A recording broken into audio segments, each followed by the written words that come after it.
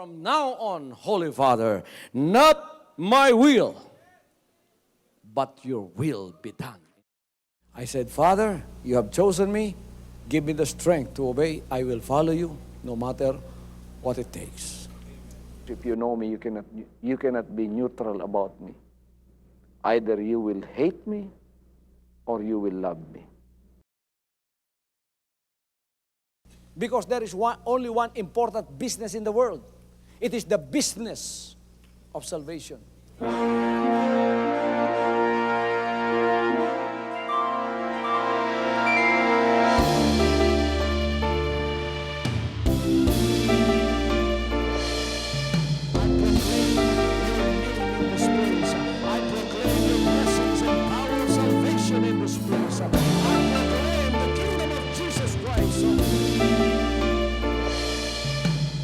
As I am concerned, and as far as the work of God is concerned, we have reached the end. Last September 13, 2003. When you find God, you find His love. Because God is love. Ganon ang pag-ibig ng Panginoon. Walang katapusan na yan ay bumabalik-balik sa atin. If you want to receive, you have to give. Receive it by faith and say, Lord, I will touch up. Because the game plan of God was to save us from sin through the power of love. He has completed His salvation, works in the Spirit. After April 13, the door is open for everyone to come. The salvation works of the Father is now completed in me. Salvation is here.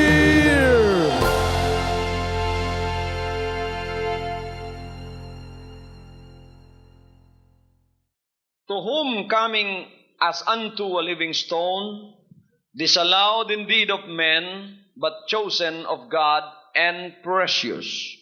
Ye also as lively stones are built up a spiritual house, an holy priesthood, to offer up spiritual sacrifices acceptable to God by Jesus Christ.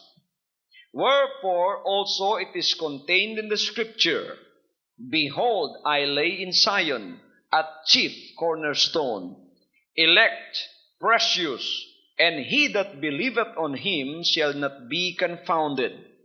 Unto you therefore which believe, he is precious, but unto them which be disobedient, the stone which the builders disallowed, the same is made the head of the corner. And a stone of stumbling, and a rock of offense, even to them which stumble at the word, being disobedient, whereunto also they were appointed. But ye are a chosen generation, a royal priesthood, a holy nation, a peculiar people, that ye should show forth the praises of Him who hath called you out of darkness into His marvelous light, which in time past were not a people, but are now a people of God, which had not obtained mercy, but now have obtained mercy.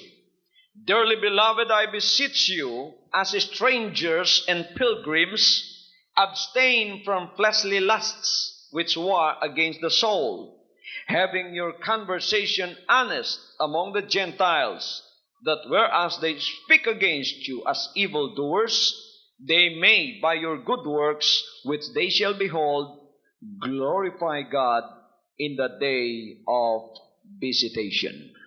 Pagpalain ng Panginoon ang kanyang mga banal na salita, maari nang makaupo ang lahat, mga kapatid, sa hapong ito. Ang scriptures na ating binasa ngayon ay sinabi ng apostol na si Pedro about 2,000 years ago.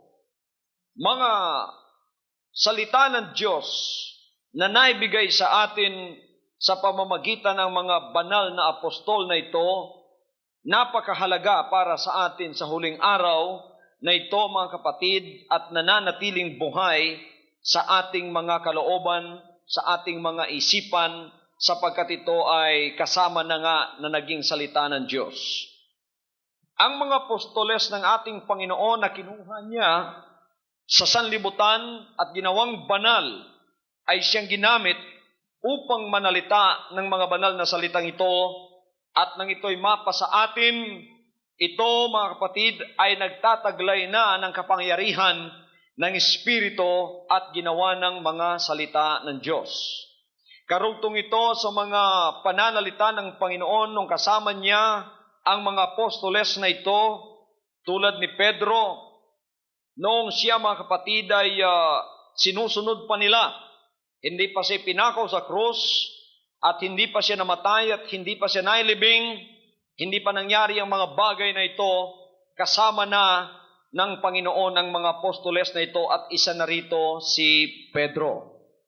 Kaya, isang araw nag-uusap ang Panginoon at ang kanyang mga apostoles, at sinabi ng Panginoon sa kanila, sa akala ng mga tao, sino ako?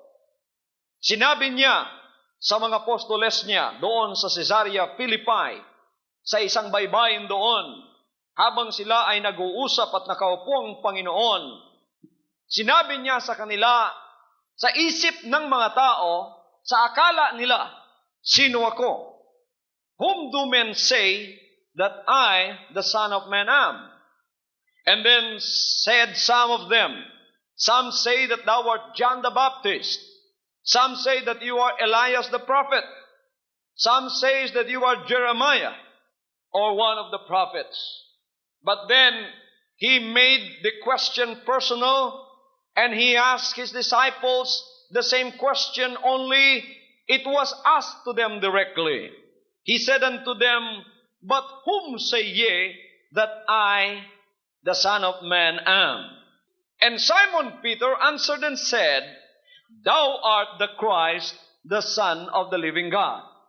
And Jesus answered and said unto him, blessed art thou, Simon Bar-Jonah, for flesh and blood hath not revealed it unto thee, but my Father which is in heaven. And I say also unto thee that thou art Peter, and upon this rock I will build my church, and the gates of hell shall not prevail against it. And I will give unto thee the keys of the kingdom of heaven, and whatsoever thou shalt bind on earth shall be bound in heaven, and whatsoever thou shalt loose on earth shall be loosed in heaven.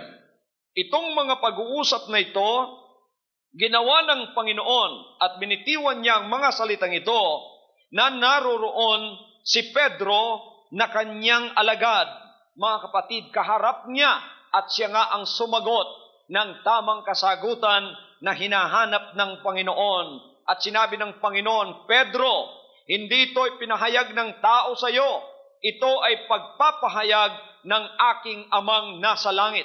At sinasabi kong ikaw ay si Pedro, at sa ibabaw ng batong ito, itatayo ko ang aking iglesia, at kahit na ang mga pintuan ng impyerno ay hindi mananaig laban sa kanya. At ibinigay nga sa kanya ang mga susi ng kaharian ng langit. Sinabi niya, sino man ang tatalian mo dito ay matatalian sa langit, at sino ang kakalagan mo dito, ganon din naman kakalagan sa langit. Mga kapatid, dito ay binigay ng Panginoon ang isang napakaganda at makapangyarihan na pagsasalarawan ng tinatawag na kanyang katawan o kanyang iglesia.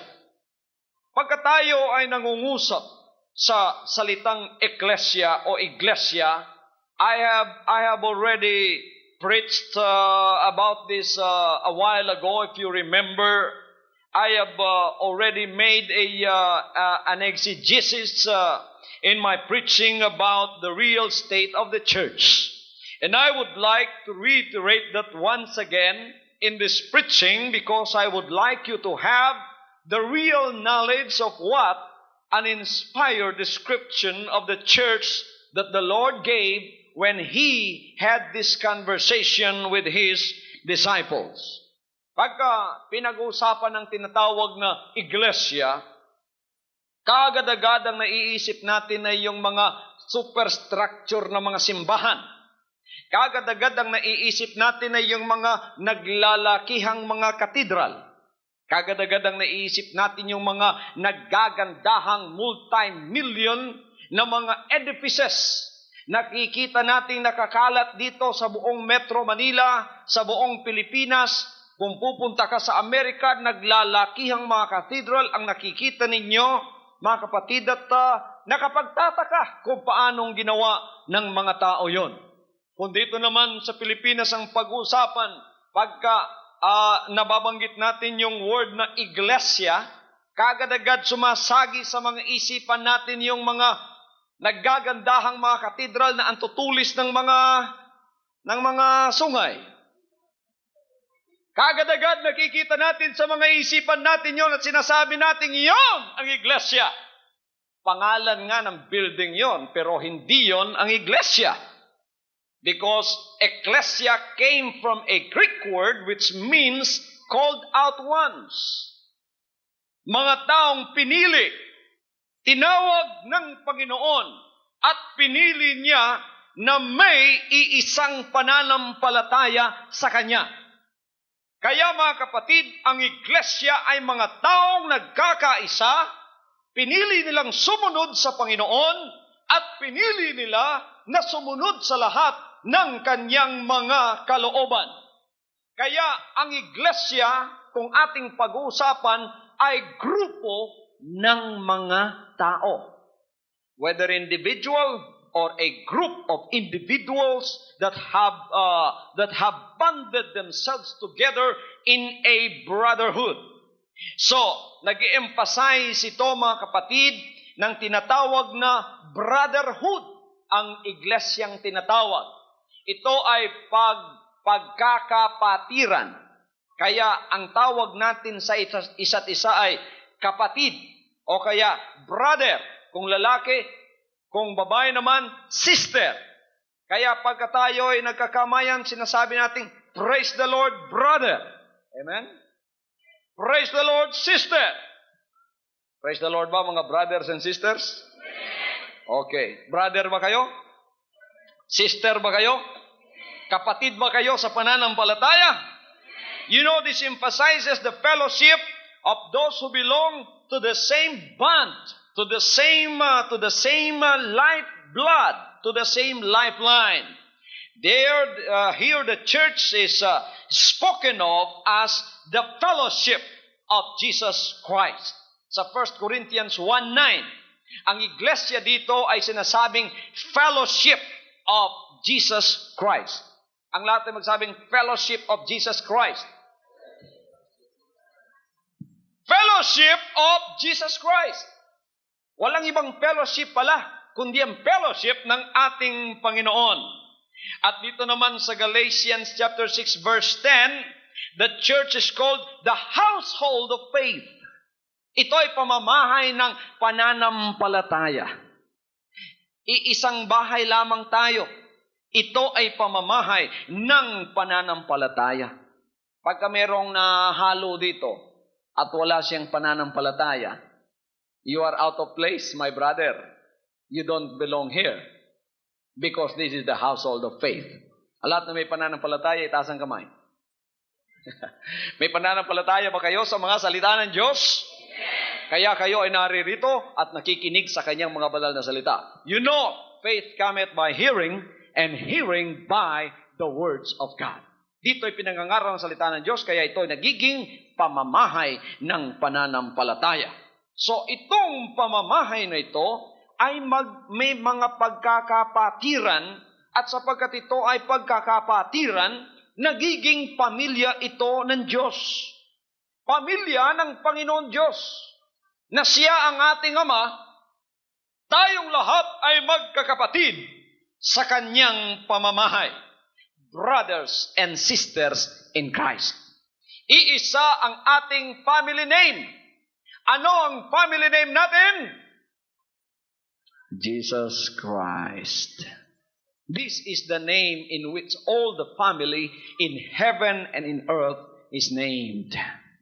Pero yung pamilya sa langit, isa lang ang family name nila, Jesus Christ. Ang pamilya naman dito sa lupa, isa lang ang family name nila, Jesus Christ din. Kaya huwag kayong tumanggap ng ibang family name. Huwag kayong tumanggap ng ibang family name. Kailangan ng family name ninyo, family name ng Ama ng pamamahay, na walang iba kundi ang ating tagapagligtas ng ating kaluluwa, ang ating Panginoong Jesucristo. So, kapatiran ba kayo, mga kapatid? Kapatiran ba kayo? Kapatiran tayo. Ang iglesia ay isang pagkakapatiran. Kaya hindi pala building ang iglesia. Hindi hollow block, hindi made of steel, hindi made of hollow block, hindi made of concrete, hindi made of galvanized iron ang iglesia. It's not made of marbles, it's not made of wood, it's not made of steel, it's not made of anything that can be constructed with human hands. That's not the church. That is the inorganic building in which we sometimes meet like this. Tulad nito, hindi naman ito ginawa para sa isang simbahan, ginawa ito para sa isang club, mga kapatid, na kung ikaw ay member, pwede kang pumunta rito, pero ginagamit natin ngayon sa pagtitipon. Kaya, hindi building ang iglesia na ginawa ng kamay ng tao. Ang iglesia ay mga magkakapatid sa ating Panginoon. At sila ay nagsasamba sa isang Ama na siyang tumawag sa kanila sa pagkakapatirang yan. Praise the Lord, praise the Lord. Amen. Kawawa naman yung iba, no? Kasi pagka ginawang iglesia, hindi ka papasok sa iglesia, hindi ka maliligtas. Ibig sabihin yung organisasyon, ibig sabihin yung building, hindi ka maliligtas. Kawawa naman. Kapag yun ang ginawang iglesia. Bakit? Pagka-rapture, mga kapatid, bubunutin yung building na yun. Kasi yun ang iglesia. Kawawa yung may iwan doon sa loob. Salamat naman sa atin, hindi ganun, ano? Tayo ang bubunutin, iiwan nating lahat ito. Woo! Hallelujah! Alam niyo mga kapatid, pagkaganda-gandahin man ninyo ang building ninyo sa sanlibutan ito, disqualified pa rin sa langit yon. Bakit? Sabagat sa langit walang building doon na made of concrete. Walang made of galvanized iron, walang made of steel, kahit pa made of marble, wala doon, disqualified ang mga materialis na yan. Hindi papasa doon yan, sapagat ang materialis sa Bagong Jerusalem na kung saan tayo pupunta ay made of precious stones and made of pure gold. Hallelujah!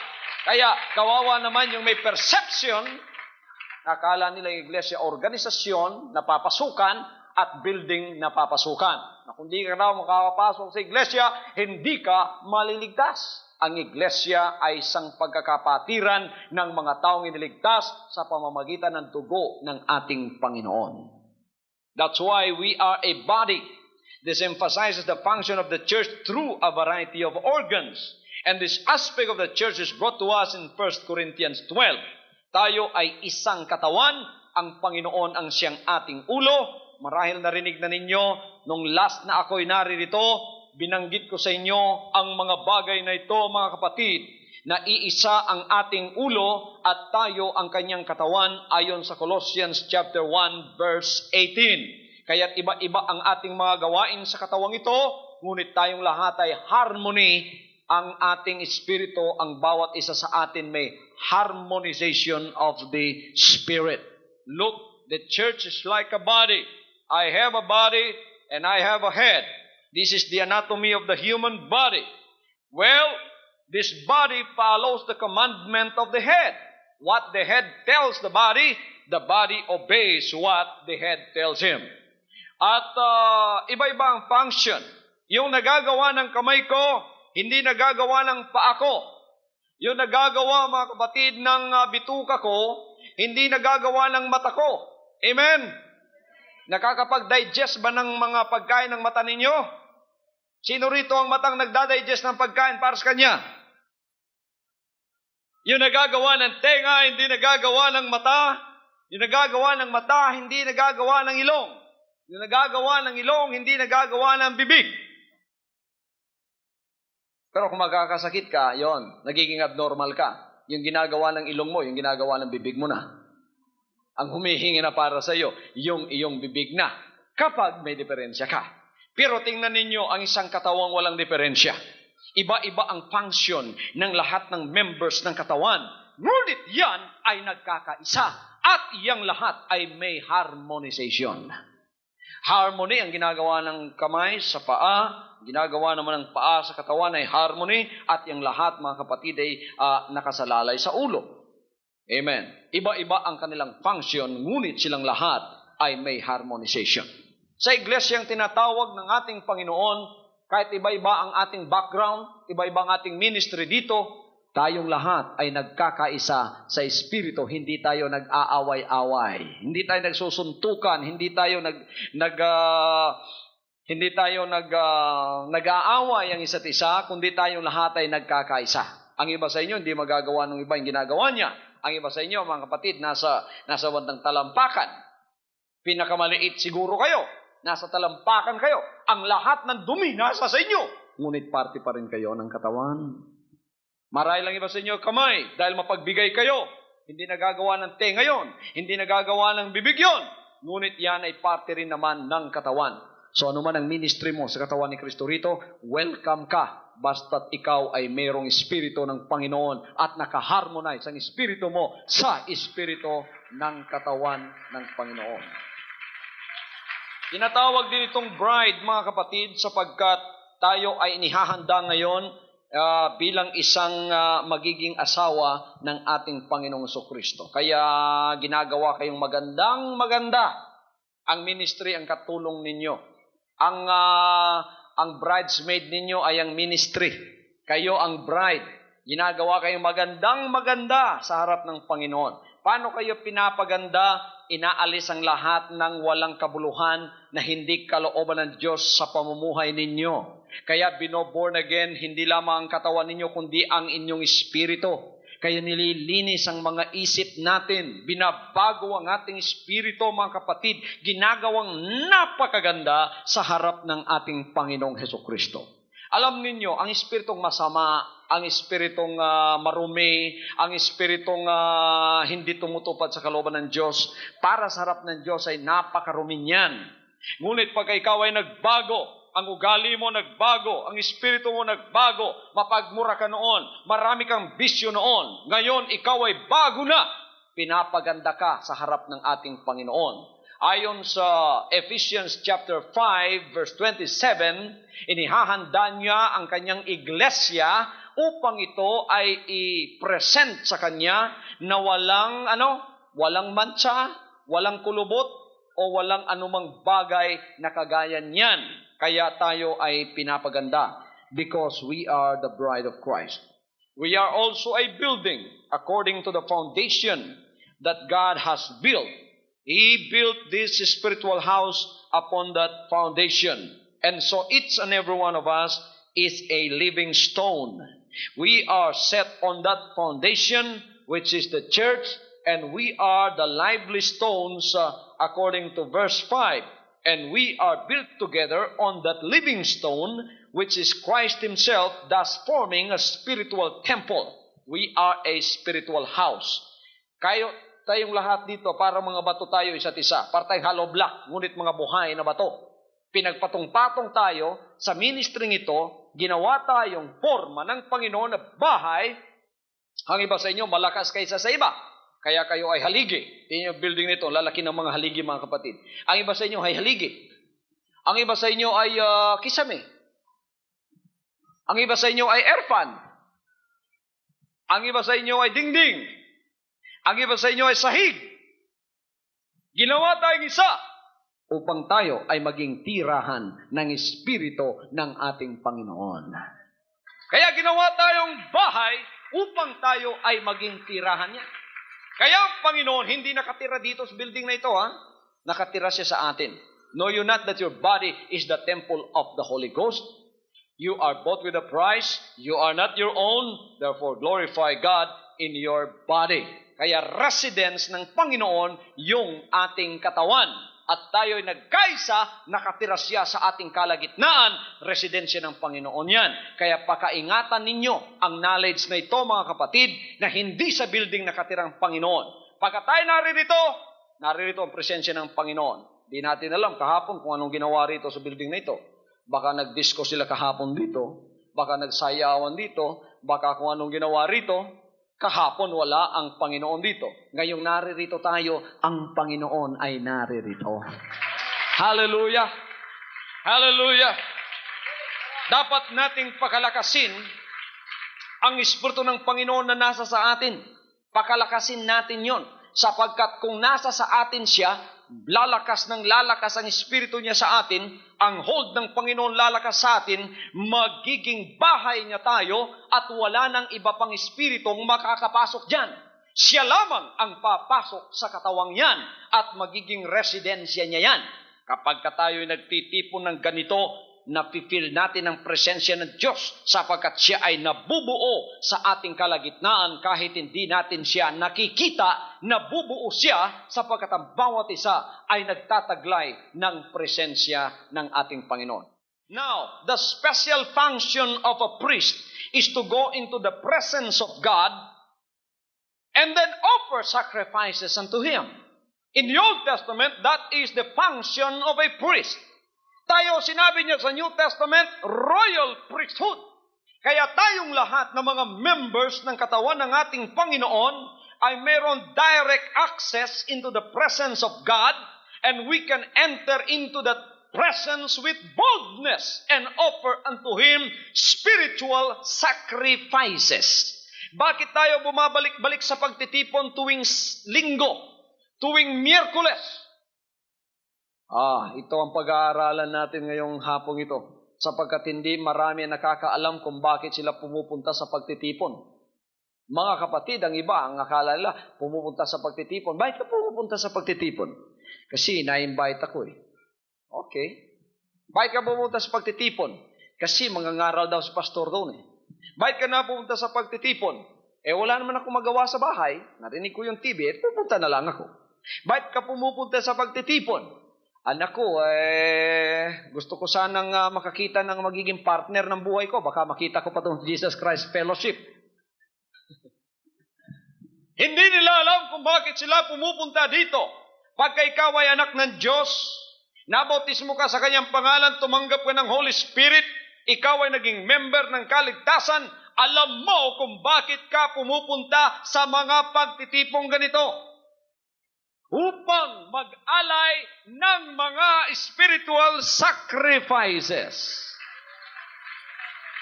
Hallelujah! Alam ba ninyo mga kapatid, sa Old Testament, hindi ka papayagang papasok sa tabernacle na itinayo sa kalagitnaan ng mga tribes of Israel if you do not have an offering for God. If you don't have an offering to sacrifice, you are not allowed to go even near or close to the tabernacle of God. Hindi ka papayagang papasok doon, hindi ka papayagang pumasok sa loob ng tabernacle na yon kung wala kang i-offer na mga sacrifices. Sapagkat ang pagpunta sa presensya ng Diyos ay pag-o-offer o pag-aalay ng mga hain sa Kanyang harapan, mga haing spiritual. Ngayon, ang pattern ng ating pagsamba ay kinuha sa mga Jewish pattern of sacrifices or offering of sacrifices before God. At tayo ngayon ay tinawag na royal priesthood. This is the priesthood of all believers. Hindi lamang selected few ngayon ang makakapag-offer ng mga sacrifices sa Panginoon. Ang lahat ng mga lumalapit at magiging anak niya, silang lahat may karapatan upang mag-offer ng mga haing espiritual sa harap ng Panginoon. Ano naman ang mga spiritual sacrifices na i-offer natin sa Kanya? Sinabi ng Psalms chapter 50 verse 14, ang una nating iaalay sa Panginoon ay ang ating pagbibigay ng mga pasasalamat. Praise the Lord. Pagbibigay ng pasasalamat. Ang lahat ay magsabing thanksgiving. When we give thanksgiving to God, it's not only through our voice, it's through our actions that we give thanksgiving unto Him. Halimbawa ngayon, may bago kang anak. Nakaraos yung asawa mo, magpapasalamat ka sa Panginoon. I will give an offering unto the Lord as a token of my thanksgiving. Hallelujah. Pinagaling ka ng Panginoon. Nagkasakit ako, nagdasal ako, pinagaling ako ng Panginoon. Lord, here is my token of my thanksgiving. I will give you this offering unto you and to your word. Thanksgiving yun. Merong pagpapasalamat na ibibigay natin sa Kanya at hindi lamang sa pamamagitan ng ating tinig, kundi sa pamamagitan ng ating gawa. Iyan, mga kapatid, ang tinatawag na thanksgiving. Sa Old Testament, pagka ikaw ay nagpapasalamat sa Panginoon, you are offering something to God. Ngayon, sa ating panahon, ang pagpapasalamat, kung minsan ay nalilimutan na nga, pinagaling ng Panginoon yung sampung may leprosy, yung 10 may ketong. Ay hinihintay ng Panginoon, pasalamat sa Kanya, no? Anong ginawa? Siya mang hindi bumalik, isa lang bumalik. Sabi niya, Panginoon, salamat sa iyo sapagkat pinagaling mo ko sa ketong ko. Sabi ng Panginoon, bakit isa lang ang bumalik sa inyo? Hindi ba 10 ang aking pinagaling? Hang siyam saan na pumunta? Bakit isa na lang ang bumalik? This attitude of the Lord shows that the Lord loves your thanksgiving. Ano man ang gawin niyang kabutihan sa iyo, pasalamatan mo ang Panginoon. Hallelujah. Ikaw ba'y pumasa? Pumasa sa examination? Praise God. Pumasa ka sa examination? Pasalamatan mo ang Panginoon.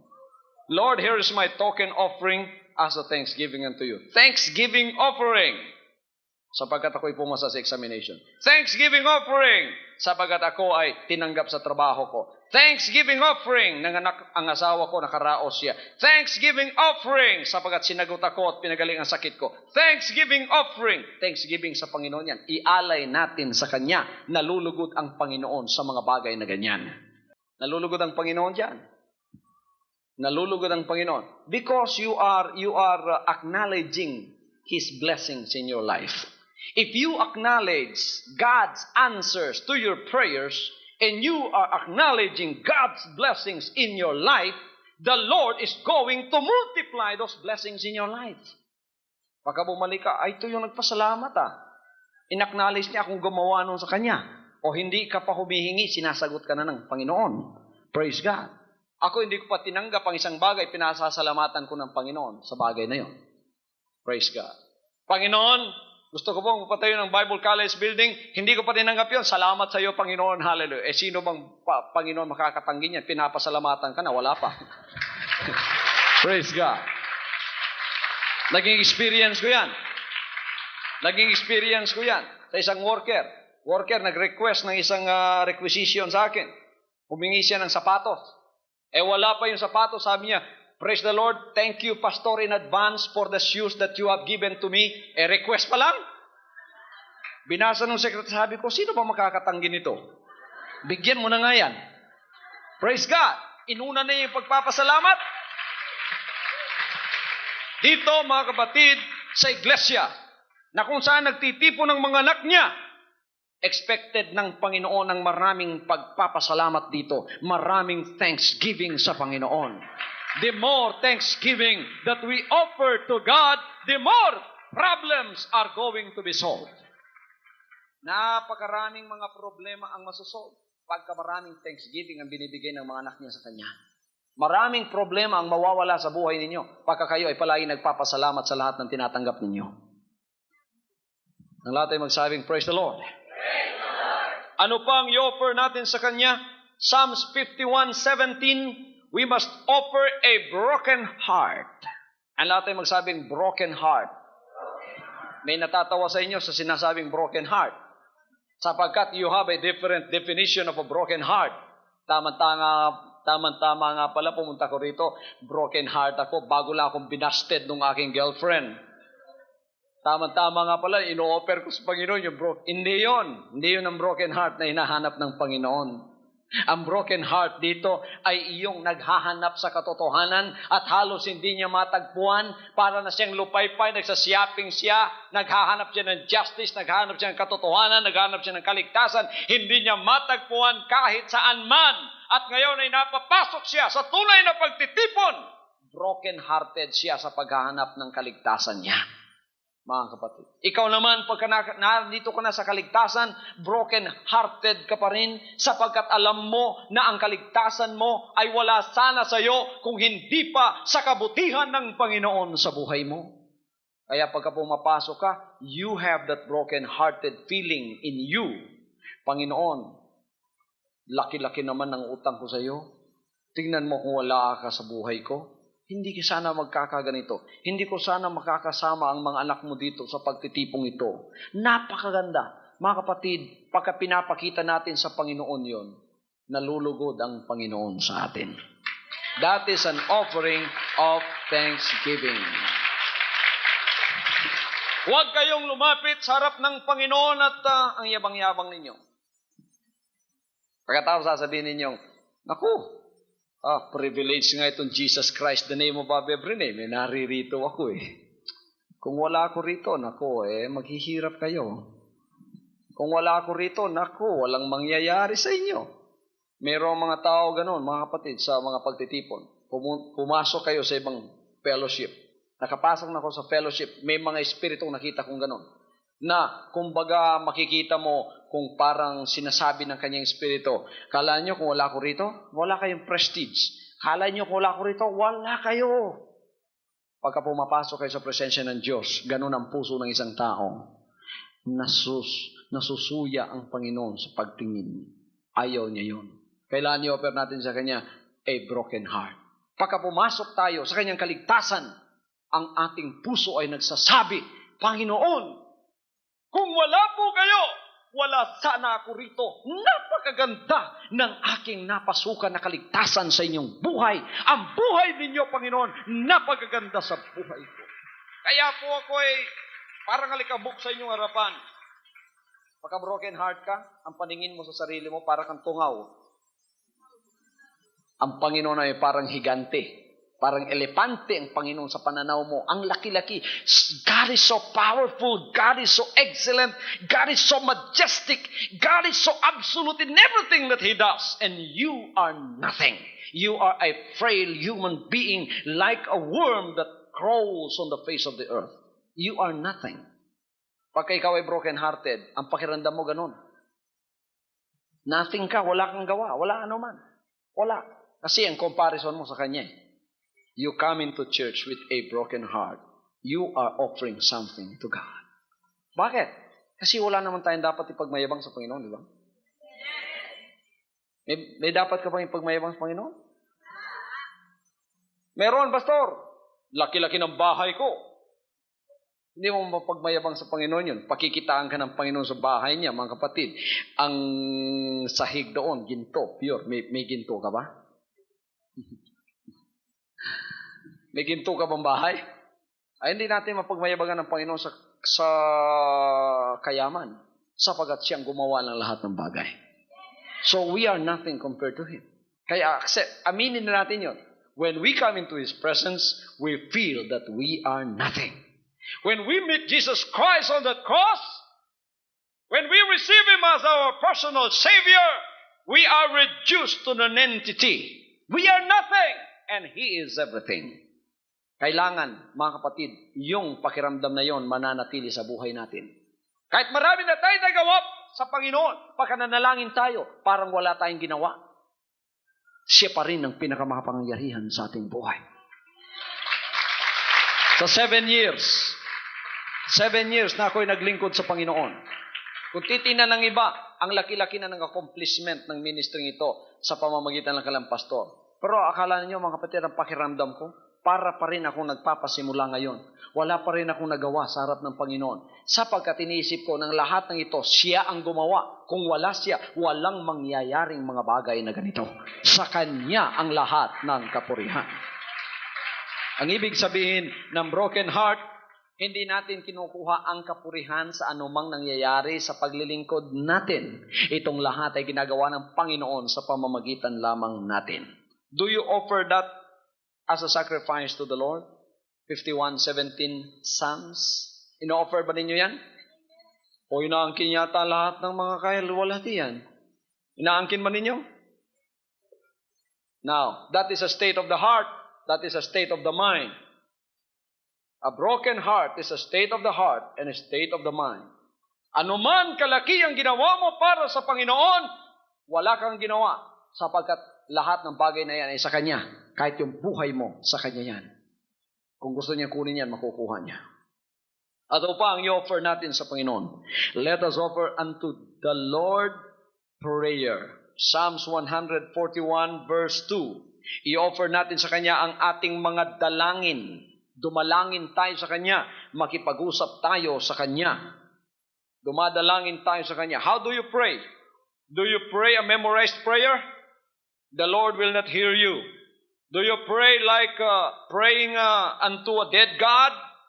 Praying unto a dead stone or a dead wood or a golden God?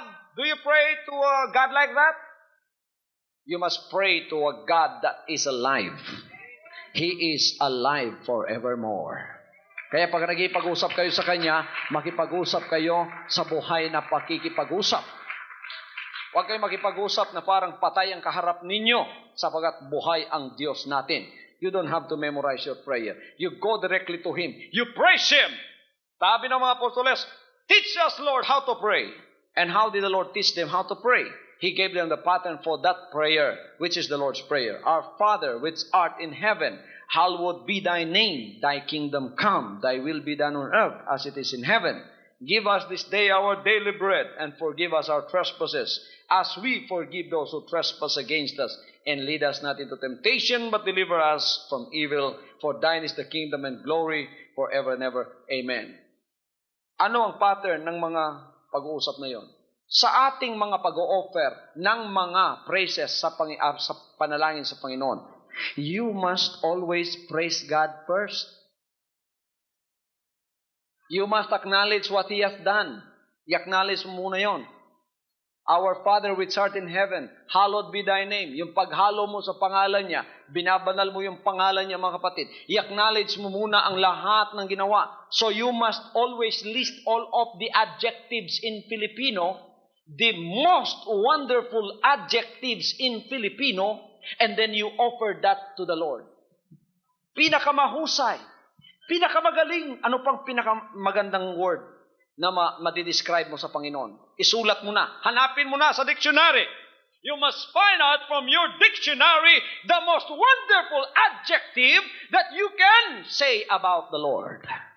Gustong-gusto ng Panginoon yun. You are not flattering Him. You are just telling Him the truth. Kaya dito sa Psalms, mahal na mahal niya si David. Because David is a poetic king. And he wrote all of the Psalms in praise to God. Basahin ninyo ang Psalms. That's why he was called a man after God's own heart. Sabagat ang mga prayer ni David, mga kapatid, napakaganda ng mga adjectives na ginamit niya para sa Panginoon. Huwag kayong manalangin na basta-basta lang ang mga sinasabi ninyo sa Panginoon. Alisin natin sa vocabulary natin ang mga malalaswa na mga salita. Alisin natin pagka-Panginoon ang ating sinasabihan. Kailangan yung mga pinakamahusay na mga adjectives sa pagpupuri sa Kanya. Kung meron pang mas magandang word sa gwapo sa Panginoon, gamitin natin. Ano ang mas maganda pa sa gwapo? Gwaping? Ano ang mas maganda pa sa mahusay? Ano ang mas maganda pa sa malwalhati? Ano ang mas maganda pa sa mga words na yan? Mga adjectives, mga kapatid, na ibigay natin sapagkat siya ay karapat-dapat sa mga bagay na yan. Pagkatapos nating sabihin niyon sa Kanya, i-acknowledge natin na lahat ng ginawa niya, humingi tayo sa Panginoon ng ating pangangailangan. Huwag kayong dumiretso, dire-diretso kayo. Pagdating niyo sa presensya ng Panginoon, para kayong yung taong burara. Eto, Panginoon, paak! Pagkain sa araw-araw. Pera sa araw-araw. Hallelujah! Kayo mga magulang, may mga anak kayo, pero yung different approaches ng mga anak ninyo, kinakailangan pa yun, di ba? Pagka may anak kayo, kahit anak ninyo, pagdating niya sa presensya niya, Nay, eto, sapatos, baon, notebook, lahat. Kahit meron kayo, hindi nyo bibigyan niya. Pero pagka mother kayo, may anak kayo, lumalapit sa inyo, kung Kuminsan mga kapatid, ginaganon-ganon muna kayo. Tapos, hinahalik-halikan muna kayo. Di ba? Nalulugod kayo. Pagka may hiningi siya, hindi kayo makakahindi sa Kanya. Yun ang ibig sabihin ng Panginoon sa ating pakikipag-usap sa Kanya. Kaya nga mga kahilingan natin, marami ang nasasagot. Kung hindi ka sinasagot ng Panginoon at anak Kanya sa mga kahilingan mo, magtanong ka na. Baka ang approach mo hindi tama. You must offer prayer unto Him. Dito sa ating pagtitipon, mayroong panahon na tayo nananalangin. Baka tayo nananalangin. Lahat tayo ay mag-offer ng panalangin. And then you also offer praise to Him. Hebrews chapter 13, verse 15. You offer praise, pagpupuri ang ating ialay sa Kanya. We also should worship God with clapping. Psalms 47:1. O clap your hands, all ye people. Palakpakan nga natin ng Panginoon. Praise God. And then, Psalms chapter 150 says, we worship the Lord with musical instruments. Meron tayong organ, meron tayong drums, meron tayong cymbals, kung ano-ano pang mga instruments. At pinupuri natin siya sa pamamagitan niyan. So, pinupuri din natin siya sa pamamagitan ng pagtataas ng ating mga kamay. Amen. Nagtataas tayo ng kamay, pinupuri natin siya. That means, Lord, we acknowledge you, we surrender our lives to you. We also worship God and praise Him by standing. Habang ako'y nangangaral dito, na-bless ka, pagkatapos tumayo ka, at pagkatapos pumapalakpak ka, sumisigaw ka, that's praising God. That is acceptable to Him.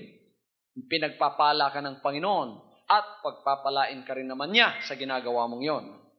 And we also worship God by bowing our heads during times of prayer. Minsan nakayuko tayo. And then we also can praise God by falling down. That's perfectly all right. May nai-slain sa kapangyarihan ng Panginoon. Pagka nililay hands, nai-slain sila. That's part of worshiping the Lord. We can also worship God with the dance. Psalms chapter 150 verse 4. Sayaw. Pero yung pagsayaw dito, hindi yung synchronized dancing. It is called spiritual dancing. Okay, let me explain that. When we praise God with the dance, that's not synchronized dancing. It is spiritual dancing. When it is spiritual dancing, it is the Lord that will teach you how to dance because you are worshiping Him. Kasi sinabi ko ito, may synchronized dancing. Kasi napakaraming fellowship ngayon, akala nila praise to God yung synchronized dancing. Meron nga ngayon, Department of Ballet. Dancing. Sa mga simbahan, mga kapatid, pinag-aaralan talaga yung mga steps, yung mga, parang, hindi ko magawa eh. Para ba nagbabalay mga kapatid? Hallelujah. Pinag-aaralan. Now, that's called synchronized dancing. That is not what the Bible says when it says, praise Him with the dance. Hindi synchronized dancing na pinag-aaralan tapos magsasayaw yung mga babae doon sa harap. Sila lamang nagpupuri sapagkat sila lamang marunong noon. Pero pagka kumilos ang Espiritu Santo sa kalagitnaan natin at pagkatapos mga kapatid, pinasayaw tayo, anumang uri ng sayaw ang paggawa ng Panginoon sa iyo, sa Espiritu Santo yon, hindi mo na dapat pag-aralan pa. At kahit sino magagawa nila. Babae man o lalaki, matanda man o bata, spiritual dancing. Ang iba nga, may nakita nga ako, pinasayaw parang ipugaw mga kapatid. Merong isa, pinasayaw, hindi ko alam kung anong sayaw yon. Pero sabi niya, hindi ko magawa yon nung hindi pa ako pinasayaw ng Espiritu ng Panginoon. Hindi niya pinag-aralan mula pa nung maliit siya hanggang ngayon. Wala siyang nalalamang sayaw na ganon. Ngunit ang pinasukan na siya ng Spirit of praise. And God wants him to praise the Lord through the dance, mga kapatid, sumayaw siya. Kala mo, anong sayaw yon? Hindi ko alam. Hindi nga niya masunod nung pagkatapos na niya. Yun ang tinatawag na spiritual dance. Si David, nang siya nanalo at nakuha na niya yung Ark of the Covenant, he danced before the Lord with all his might. Hindi niya pinag-aralan yun. Hindi na pag-aaralan ang spiritual dancing, katulad ng hindi na pag-aaralan ang speaking in tongues. Pinag-aaralan ba ito to speak in tongues? Hindi mo na pag-aaralan to speak in tongues. Ganon din mga kapatid ang spiritual dancing. Kung pasasayawin ka ng Diyos, kung anong klaseng sayaw ang ipasasayaw sa'yo, hindi mo alam yon. Ang Panginoon ang bahala sa'yo. Praise the Lord! Hallelujah! According to Exodus 15:20 and Psalms 150 verse 4, and you can also praise God by leaping. Pagsasayaw na may mga paglulukso. Acts chapter 3 verse 8, Acts chapter 14 verse 10, and Luke chapter 6 verse 23. And he said, thou shalt worship and praise God with all of your beings. The church should do that. That's why the church is called not only the church militant, but it is also called the church triumphant. It is called the church triumphant by virtue of the members being kings and priests. They are called the royal priesthood of God, called out ones to offer unto God spiritual sacrifices. When we come before Him, let us all bring these spiritual sacrifices. Thanksgiving, our broken heart, prayer, praise, ourselves, benevolence. Itong lahat i-offer natin sa Panginoon, mga kapatid. Kaya tinatawag tayong tunay na iglesia, sapagat ito ang gawain natin. Kaya nagtitipon tayo every Sunday. Walang paltayan. At kung meron pang mga ibang pagtitipon, ganyan ang ginagawa natin. Sapagkat ang buhay na Diyos ay tirahan niya tayo. Tayo ang tunay na iglesia, kaya we are a living organism. There is no moment that is boring in our service to God. There is no moment that is lifeless, that is cold, that is without life of the Spirit. When we come together, we feel the Spirit of God moving in our midst. All of us became these lively stones indwelt by the Spirit of God. When we come together, naroroon ang Espiritu ng Diyos sa bawat isa sa atin. Kaya mga kapatid, buhay ang lahat ng ating ginagawa. Sa ating pagpupuri, sa ating mga pagsasayaw, sa ating mga pagdadalangin, sa ating mga pagbibigay ng pasasalamat. Itong lahat, mga kapatid, ay buhay na hain sa harap ng ating Panginoon. Kaya tayo tinawag upang ialay at i-offer natin ang mga bagay na ito. Kaya ang mga anak ng Diyos sa tinatawag na iglesia ay hindi mga patay. Tinawag silang lively stones. Ang lahat ay magsabing buhay na bato. Nakita kayo ng buhay na bato pagka ginanon mo ang dalawa. Mga kapatid, mayroong apoy na lumalabas sapagkat sila ay may buhay, may energy na nagmumula sa kanila. Hindi nalulugod ang Panginoon sa patay na pagtitipon. Hindi nalulugod ang Panginoon sa pseudo-church. Yung hindi tunay na iglesia, nagtitipon din pero wala namang buhay. Nagtitipon din, wala namang pag-aalay na totohanan sa harap ng Diyos. Nagtitipon din, wala namang kabanalan. Nagtitipon din, hindi naman royal priesthood sa harap ng Diyos at wala silang karapatang mag-alay sapagkat walang pagbabago ang kanilang mga pamumuhay. Tayo bilang mga anak ng Diyos ay tinawag at binigyan ng inspired na pagsasalarawan. At sinabi ng Panginoon, ito ang kukunin ko sa huling araw at dadalhin ko sa dako na aking inihanda sapagkat sila ay tunay na aking katawan. Hallelujah! Pero ninyo sa langit, mga kapatid, pagka tayo ay dumating na sa bagong Jerusalem, hindi hihinto ang pagpupuri doon. Kaya dito pa sinasanay na tayo ng Panginoon. Hindi humihinto ang mga dalangin natin doon. Hindi humihinto ang mga bagay na yan. Ang hihinto lang doon, kamatayan, mga luha, sorrows. Pero ang ministry natin, magpapatuloy. Ang pagtitipong ganito, magpapatuloy yan. At napakaganda sapagkat ang kaharap natin, face to face, si Jesus Christ. Hallelujah. Hallelujah. Alam mo ninyo mga kapatid, sa General Assembly of the Saints and General Assembly of the Saints whose spirit have been made perfect by the Holy Spirit, in that General Assembly, there are times that the Lord Jesus Christ will be the one to teach us the songs of heaven. Siya ang tatayo, siya ang magiging song leader at tuturuan tayo ng mga awitin ng langit. At ang mga pagpupuri natin doon ay wala nang hinto. Mapapagod ka pa ba? Walang pagkakapagod. Sapagkat ang mga bagay na nakikita mong ito, wala na yan. That is an old creation. Hindi na. Ang new creation ang makikita mo. Biro mo mga kapatid, ang bagong Jerusalem, ang ganda-ganda. Ang pader doon ay made of jasper. Ang lahat ng daan doon ay made of pure gold. Pati ang streets of that new Jerusalem is made of pure gold. Biro ninyo yan?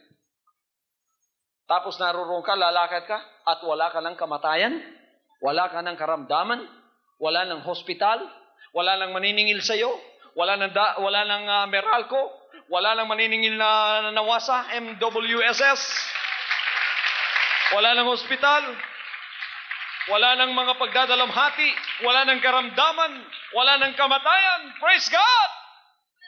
Fairy tale ba yan? Hindi fairy tale yan. Yan ay katotohanan. Doon tayo dadalhin. Kaya dito mga kapatid, bilang iglesia na tinawag ng Panginoon, tayo ay binigyan ng isang karapatan na maging royal priesthood upang sa harap niya bawat panahon ay lumapit na mayroong mga banal na espiritual na hain. May mga hain kayo bawat linggo na pumunta rito. Bawat pagtitipon, lumapit tayo na may mga dalang hain sa Kanya. Pagka may hain ka, in the Old Testament, pagka lumakad ka, iniwan mo na yung hain mo, ang blessing ng Panginoon sumasama na sa iyo. Proteksyon nasa sa iyo. Pagpapala nasa sa iyo. Lumakad ka, ang kalaban mo, kalaban ng Diyos. Lumakad ka, ang pagpapala, hingin mo man o hindi, sasama sa iyo. Lumakad ka, ang problema mo, masosolve sa sarili niya. Ang himala, sasama sa buhay mo. Bakit napakaraming nagsasamba? Pagka lumakad sila, lalo silang dumarami ang problema nila. Sapagkat hindi nila nauunawaan kung bakit naging iglesia sila. O kung bakit naging katawan sila ni Kristo. Naririto tayo mga kapatid upang i-advertise ang lahat ng kabutihan ng Diyos sa buhay natin. Everybody say, praise the Lord. Everybody say, praise the Lord. We must show forth this in our lives. We are a holy nation also. We are a peculiar people. We have a dedication and we are peculiar. We have also a declaration of His praises, His excellencies. Dinedeclare natin yun. Huwag ninyong itago yun by your life and your lip. You must always declare the excellencies of Jesus Christ. You must proclaim His wondrous deeds. In any time that you are needed, you must testify about His goodness, His excellencies in your life. One reason the Lord has left His church in the world is that we, as the church, should advertise His greatness, His glory, His grace, and we are to do this every day of our lives. Kailangan pala i-advertise talaga natin ang ating Panginoon kung anong ginagawa niya. Huwag niyo itago, mga kapatid. I-advertise ninyo. Are you glad you are part of the church? Yes. Are you glad you are part of the bride that is going to heaven one day? Yes. Are you glad you have the right to praise Him and offer spiritual sacrifices to Him? Yes. This is the reason why you were called. This is the very reason why you are still here. Upang ang anak ng Diyos na lahat, dito pa trained na sila, dito pa alam na nila, dito pa marunong na sila sa mga gawain sa langit na kanilang pupuntahan. Praise God. Mga kapatid, nagpapasalamat ako sapagkat ang katagumpayan ibinibigay ng Panginoon sa kanyang mga tunay na tinawag, ang kanyang iglesia. Kayo ay isa doon, kapatiran kayo Bahay kayo ng Diyos. Building kayo ng Diyos. Katawan kayo ng Panginoon. Kaya naririto kayo upang sa bawat sandaling ganito ay mag-offer sa Kanya ng mga bagay na spiritual. Ano man ang kahilingan ninyo, pagkatapos ninyong malalaman ng gawain yan, huwag na ninyong hingin pa sa Panginoon. Iniisip pa lang ninyo, sinasagot na ng Panginoon. Alam ng Panginoon ang bawat kahilingan naririto ngayon. Bago kayo pumunta rito, sa ating mga kapatirang nasa harap ng kanilang television, mga kapatid, hawakan ninyo ang inyong television sets. Ano man ang kahilingan ninyo, naunawaan ninyo ang mensaheng ito ngayong oras na ito, pagpalain kayo ng Panginoon. Ano man ang kahilingan ninyo, hawakan ninyo ang television set na yan bilang point of contact ng kapangyarihan ng Panginoon. At ano man ang kahilingan yan, material, physical at spiritual, ibibigay ng Panginoon sa bawat isa sa inyo. Panginoon Diyos, sa oras na ito, ang mga kapatiran ko ngayon nakahawak sa kanilang television sets ay may kahilingan na kayo lamang ang tanging nakakaalam. Kung ano ang po ang kahilingan yan, Panginoon, maging ito'y karamdaman sa kanyang katawan, hinipo na po ninyo sa oras na ito at pinagaling na ang kanyang karamdaman sa katawan. Kung ito po ay problema, malubhang problema, Panginoon, gumawa po kayo ng isang kababalaghan sa buhay niya na bago matapos ang telecast na ito, ay nagbigay na po kayo ng assurance sa kanya na siya ay tinugon na ninyo at makakahayo siya sa oras na ito na dala-dala ang katugunan niyan. Kung siya po ay naghanap ng kaligtasan, Panginoon, nakikinig po siya sa isang programa na inyo pong hinirang at ngayon ay napakinggan niya ang mga salita ng kaligtasan. Ibigay po ninyo sa kanya ang daan ng kaligtasan niyan at ibigay po sa kanya ang kaliwanagan ng kaligtasan. In Jesus' name, tanggapin mo ang espiritu ng kagalingan, espiritu ng kaligtasan, at ang kalutasan ng iyong problema. In Jesus' name. From now on, Holy Father, not my will, but your will be done.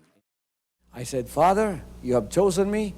Give me the strength to obey. I will follow you no matter what it takes. If you know me, you cannot be neutral about me.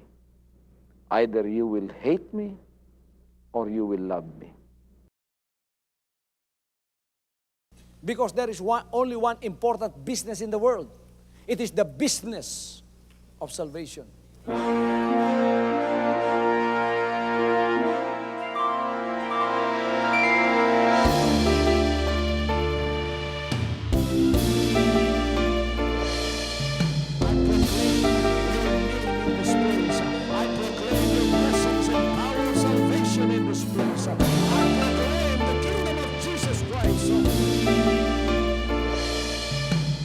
As I am concerned, and as far as the work of God is concerned, we have reached the end. Last September 13, 2003. When you find God, you find His love. Because God is love. Ganon ang pag-ibig ng Panginoon. Walang katapusan na yan ay bumabalik-balik sa atin. If you want to receive, you have to give. Receive it by faith and say, Lord, I will touch up.